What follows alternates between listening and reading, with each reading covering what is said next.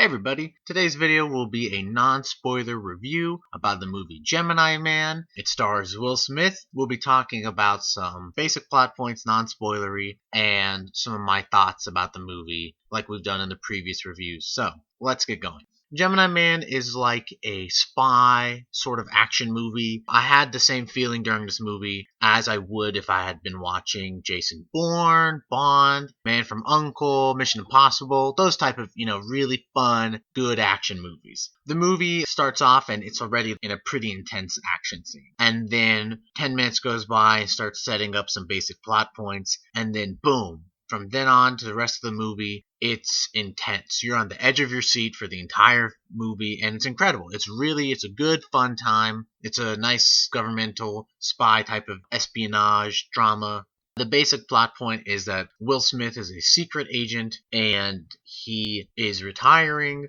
and so he retires. He ends up being hunted down by a group of people, and this main, we're going to call him an assassin, that is targeted to kill him, is him. It is a younger version of himself. And so that's kind of the plot of the movie kind of surrounds around that. I don't want to give anything else away because the discovery of what that younger version is, where he's from and everything, is very cool and very interesting, and they do reveal it during the movie, and it's a great reveal. So that's it for the plot. Just know that he's trying to retire and he's being chased down by this sort of black ops type of group, and the main guy behind it seems to be a younger version of himself. You see that in the first trailer. If you're going to rewatch any of the trailers, it just goes for any movie. We'll just watch the very first trailer they release, because by the second and third, they start releasing plot elements and spoilers for the movie. So if you don't want to know anything, just the first one will do it justice. So the movie's very good. It's a very fun time. Like I said, you're on the edge of your seat, action-packed, and there's a good plot, and acting is really well done. How they made young Will Smith is actually very interesting. Most of the time, if you're going to make a younger actor, they have a de-aging software and technology in Hollywood, and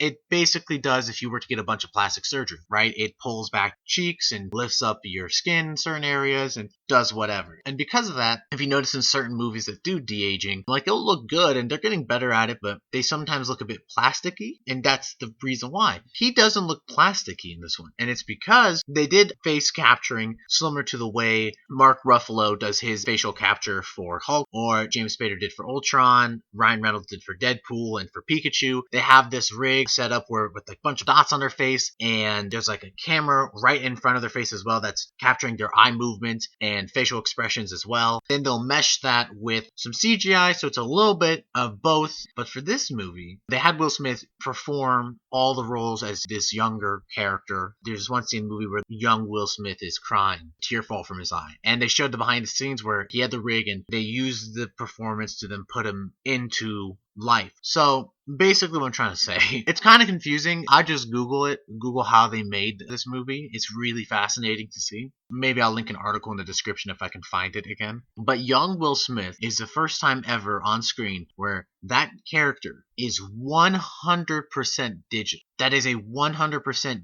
digitally created character.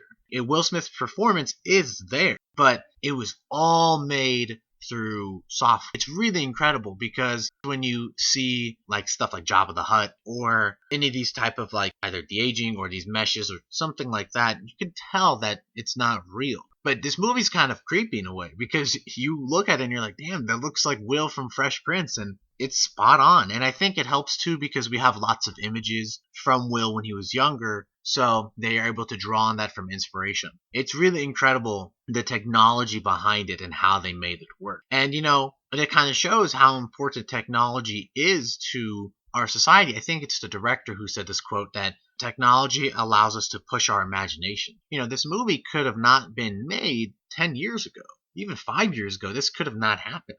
But because of what we have today, we can start doing stuff like this. It's very fascinating. It's very cool.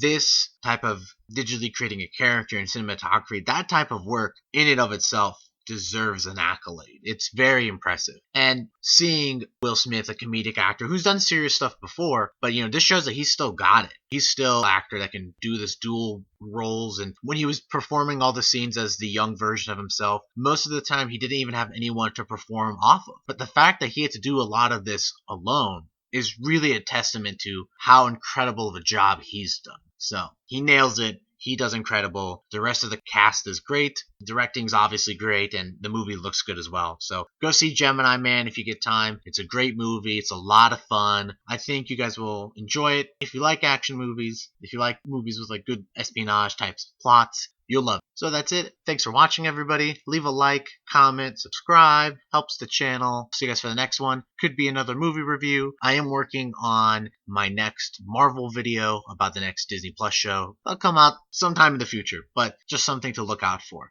Thanks again, guys. Have a good one.